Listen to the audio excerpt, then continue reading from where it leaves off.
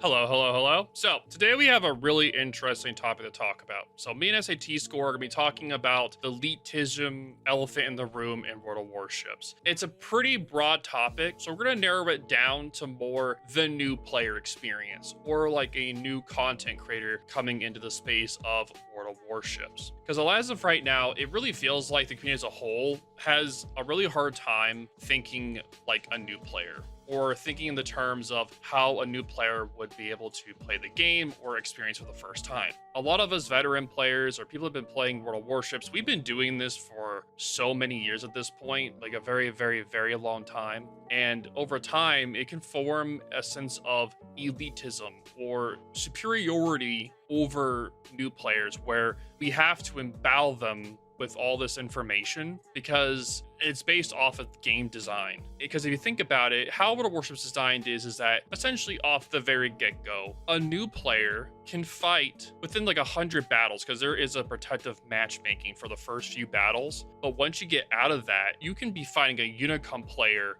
right off the bat. There is no elo system like there is in Overwatch, Marvel Rivals, Valorant, that goes off of how good of a player you are. It doesn't protect you in the realm of how good or bad a player you are. And this causes a mismatch of the community where you'll have the really strong players with the really weak players. And that can form a lot of toxicity where the really strong players get really mad at the weak players, and then the really weak players hate getting abused by the really strong players. And this kind of forms like a really toxic community side, like really like a battling against each other, as well as a real sense of elitism where the really strong players feel themselves superior to all the new players or people that aren't as good. And I'll let P4 describe it a little bit more on his side on what he thinks about it. So to give an example, of course, most new players will probably play go up the line as normal. They'll start with a tier 1 ship and then progress up to tier 5.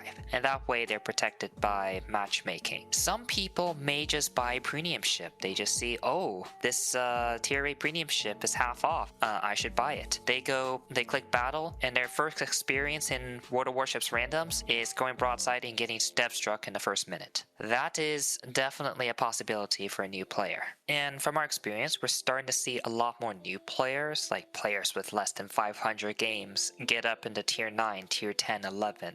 Super ships. That would have been probably unthinkable several years now, but just due to how fast you can progress and how much wargaming encourages you to go progress, and natural wanting of getting bigger, faster ships, you're starting to see a lot of the player base just congregate at high tiers. So going back to the new player experience, if you were to start a new account right now and try to play through 1 through 10 and advance naturally, you will be facing against bots for, of course, the first couple of games. But even then, once you jump into randoms, it's basically no one's there. All you're gonna do is fight other bots and maybe new players. That's it. That's gonna give the impression of, where did everyone go? Assuming you get past that, of course. As a new player, all you've learned is how to beat bots, and it's not hard to beat bots in co-op. Then you hit your first wall at tier 5. You start fighting real players, and yes, you're probably in your new shiny tier 5 destroyer without a 10-point captain. And on the enemy team is a 21-point Kamikaze captain who's been seal clubbing for pretty much 5,000, 10,000 games. God knows how long. Yeah, you're probably going to just blow up very quickly. Not a great experience there. Of course, if you still persevere, you'll eventually get your 10-point captain. You'll keep advancing up. And given how much resources wargaming throws at you, it is possible to actually advance fairly quickly. But the experience doesn't get any better. In fact, it sometimes gets worse, as like you're facing constantly faster, stronger, and people that are just more highly skilled. When you get to tier 10, you don't have as much room for mistakes. And yet, since you're relatively new, you just haven't had time, or maybe no one have really shown you the ropes of how everything works. So you just go in, you just get blown up like the first or second opportunity. Everyone's mad at you. Your allies are mad because you're dead in 5 minutes. You may not know better, but you could be playing like a powerful ship and it doesn't matter because you're dead. You can't contribute. It may have just cost the game right there. The enemy, I mean, they're generally not too mad, but it's like, okay, now you've just given us free points. Depending on how balanced matchmaking is, this often leads to blowouts as just one side loses several ships quickly and it just snowballs before you can make a comeback. That's another reason why we see a lot of toxicity. Just a lot of players complaining about short matches. Ships die within 5 minutes. Like, you already know the game outcome before even 5 minutes. No one likes to play like that. No, and there's not a lot of in-game resources that help show players how to play the game, or any tutorials or tips really at all. There's very short videos from the wargaming side where they give like very simple tips, but there isn't like a good tutorial about positioning or anything like that for destroyers, cruisers, and battleships. That job is mostly for people like me. I'm a CC, people like SAT Score, where he'll give advice to people when they ask. People like on the Discord channel. Yeah, on the Discord and such. And there's other CCs or people that aren't CCs that it's like our job to put out these guides. But at the same time, how many people are going to go outside the game to go and look up this information when it should just be in the game? A lot of these basics to help new players have a better experience should just be in the base game. A game like Mega Break does a really good example of this, where in their tutorial, it's very in-depth. It shows examples of what they're talking about. You get to practice it in a tutorial setting. It makes the game a lot more beginner-friendly to where they don't feel helpless. They don't feel like they're being thrown up against a wall, essentially. It helps the newer player to be able to step into it, where it makes aware that the elites of the game, they don't have such a large advantage over the newer player coming in. The newer player has a better footing on being able to understand the basics. Another thing to note is that on the content creator side of like a new creator coming into the space,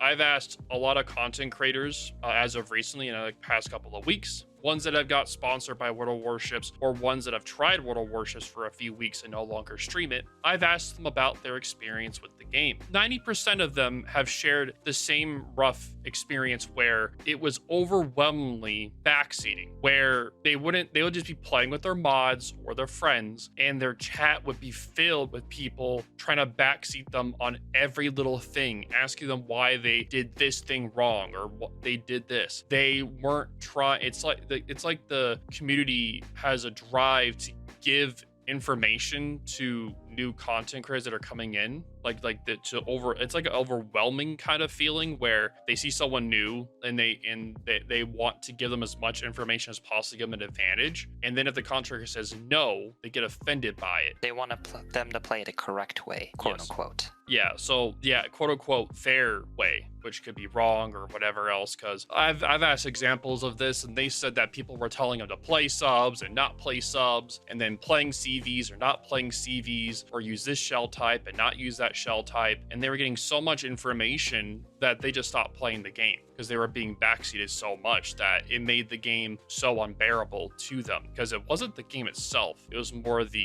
community that made them not want to play the game, because the community had that sense of elitism from the long-term players with the new-term players, because it's like they want to give them so much information that they want to help, but it's not the right kind of help. The problem with that is that they essentially info dumped everything. There is a certain charm to just trying to figure out everything by yourself, and not have people just literally hand you a guide and just say, follow this, follow that. And also, there's a problem where people will try to give out too much information. Essentially, as I said, info dumping. No one wants to read a wall of text. And if you if you play like a new game, you don't want to go into a tutorial where literally they have you do like 10 different things at once as you're trying to get through the game. Like, you're going to be turned off if, in order to play properly, you have to read like the entire like EULA just to be able to play. Not a great experience. No, there's games that I've even played where it's just a wall of text and there's not even any example showcasing what it is, and I've just not played the game. It's just really bad game design where it's like, who wants to read a book to play a game? No one does. It's boring. No one wants to do that. They want to be able to experience the game, figure out while they're playing it, take their time with it, and do it that way. And I think that's a good way to do it. But the thing is that in World of Warships, it's hard to do that when the communities clash so much. There's no system to separate the skill levels. And that's where the issue is, because over time, the player base size has gotten small enough to where it's really impossible for that to happen, for there to be some kind of matchmaker based on how good a player is. So they're not able to separate the communities in that way. So no matter what, they're going to mix, match, and fight amongst each other.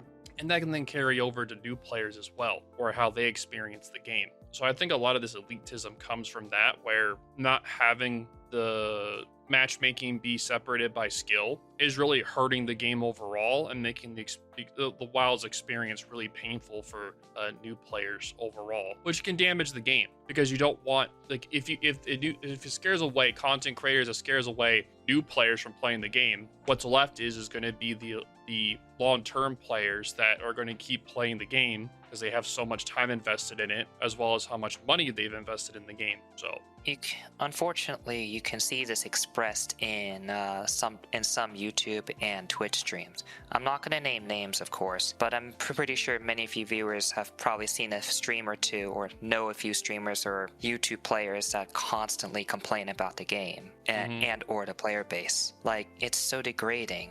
Yep. Like, okay, sometimes you can understand. Maybe he's having a bad day, or something really bad happened and he just wants to vent. Occasionally, you can understand. But then they just do it again and again and again. And it feels like it's just normalizing toxic behavior towards other people.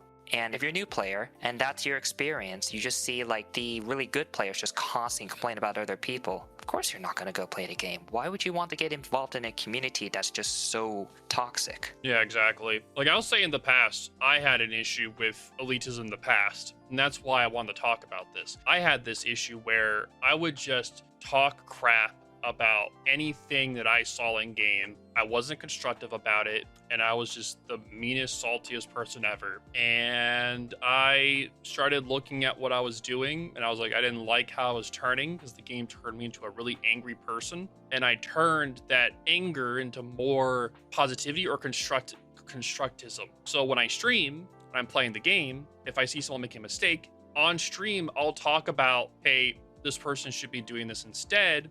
I take it as a learning experience. And I don't say anything in game, of course, but I take it as a learning experience for the stream so they can learn from seeing other people's mistakes. And I don't turn it into a toxic thing. I turn it into a learning thing. So it's not that, like, yes, it's going to be annoying you lose a match, but you can still turn something that someone's making a mistake and help the community learn from that mistake.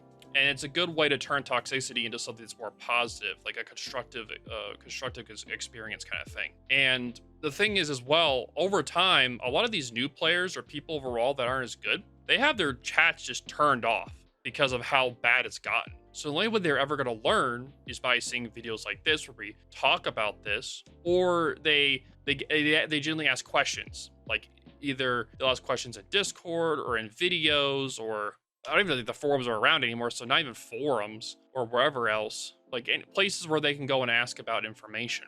So overall, I think that World of Warships is suffering from more of like a elitism kind of in World of Warships. Like, I think it's definitely a system that it's more of a game design in the end, and that has caused the issues that we're having. And it's not the community itself, it's the way the game is designed. If the game had a larger population where they could matchmake kind of like off an elo, like they do in Overwatch, Rainbow, any other game that has a large multiplayer base, then this issue wouldn't be as prevalent, since the communities would be more separate in terms of who they're fighting and dealing with all the time. So yeah, I just wanted to cover this video because I've been noticing this trend over time, and I thought this video would be a constructive way to talk about it.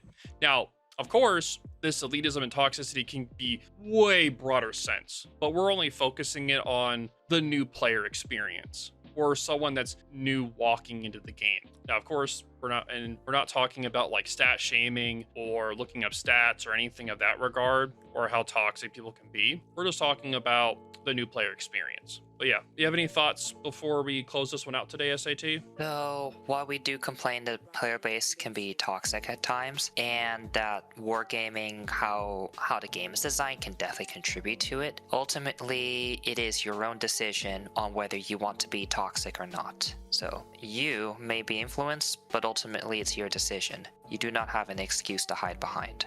Yep, totally agreed. I used to be toxic, and I turned that toxicity into being something more constructive. Do I have bad days? Yes, I do. We all have bad days. Every once in a while I will, but I'm way more constructive than I was. So overall, I hope this video was helpful to anyone that was watching this one. It is a pretty odd topic for me to talk about, but make sure to write in the comments what you guys think about this video, think about this topic, or ways that World of Warships could help make this less prevalent in the game, or what they could do overall. But yep, and thank you again for SAT Scope for this one, and we'll see you guys in the next one. Deuces.